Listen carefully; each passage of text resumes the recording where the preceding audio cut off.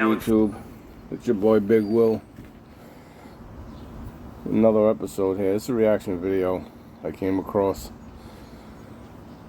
It's about the government, how they time and time again mess up. It's a case of a young man who had raped a woman, and he was claiming he was innocent. His lawyers tried claiming he was innocent. He was being held,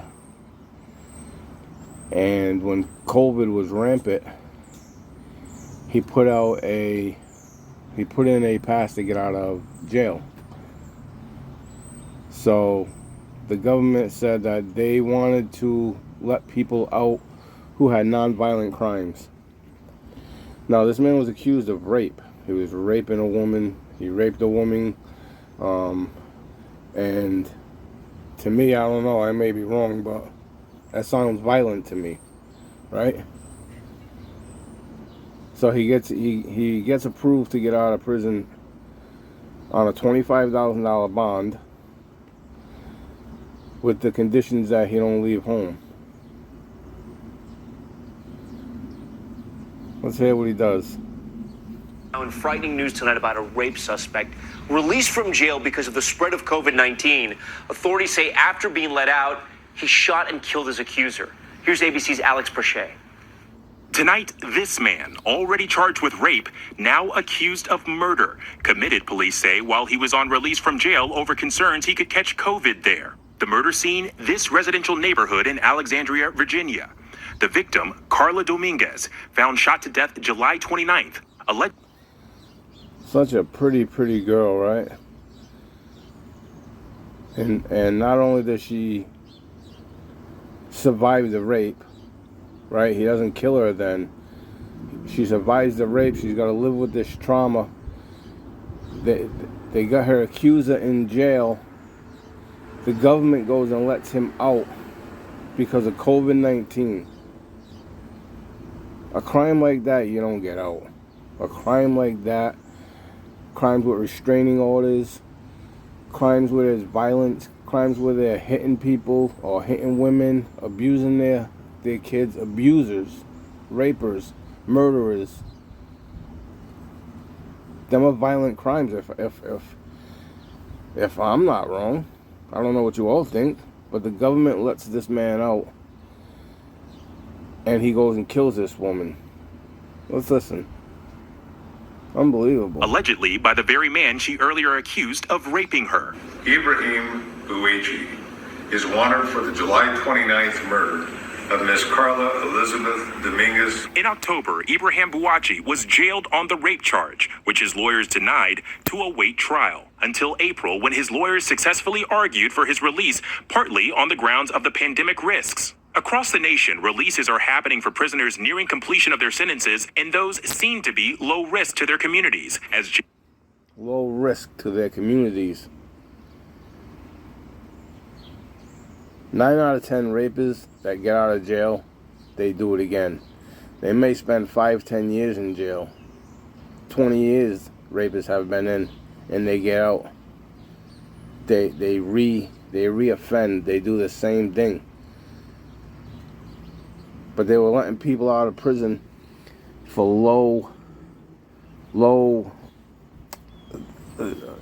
they weren't seen as a threat to the public. They were a low threat to the public. So the government says. But he forcefully raped a woman. That's low threat. Let's see what he does. As jails and prisons continue to be major hotspots for COVID-19. Bouachi was released on $25,000 bond and the condition he stay home. But in July, police say he went out and killed Dominguez at her Alexandria, Virginia apartment. Days later, following a police chase, authorities say Bouachi shot himself. Tom, and late today, ABC News confirmed that Bouachi has died from his wounds. But his case is certainly to increase the debate happening around the country as to how best to protect prisoners' health and the public's safety. Tom? Alex, thank you. So the only thing I can say about the outcome, there's two things. Hopefully the government sees or uses this case as a precedent not to let people out who have been accused of rape. Now again, I understand that when in this country you are assumed innocent until proven guilty. When you rape a woman, she knows who a raper is 9 out of 10 times, so you're guilty. You don't need 12 people to say you're guilty. But this man was so worried about her testifying, he had already given himself the name of a raper. Everybody knew him, and his lawyer successfully gets him out. Now, I wonder how his lawyer feels about that. That he argued to get this man out of jail, argued that his client was innocent, all for the money. Lawyers do it all for the money. And now we get out and kill the woman. Then goes on a chase from the police and shoots himself and ultimately dies. You just don't get it. I understand this case was a couple years old, but it's just about awareness. It's just about awareness in the way that the government messes up time and time again. And they're letting pukes like this get out. They're letting pukes like this get out and be around children again, be around women. We already know the other YouTubers. I'm not going to bring their names up again. They know what they did. They know the shit that they're going through. Who have been charged with rape and raping kids. And they get out and they're still around kids. They're still able to be around kids.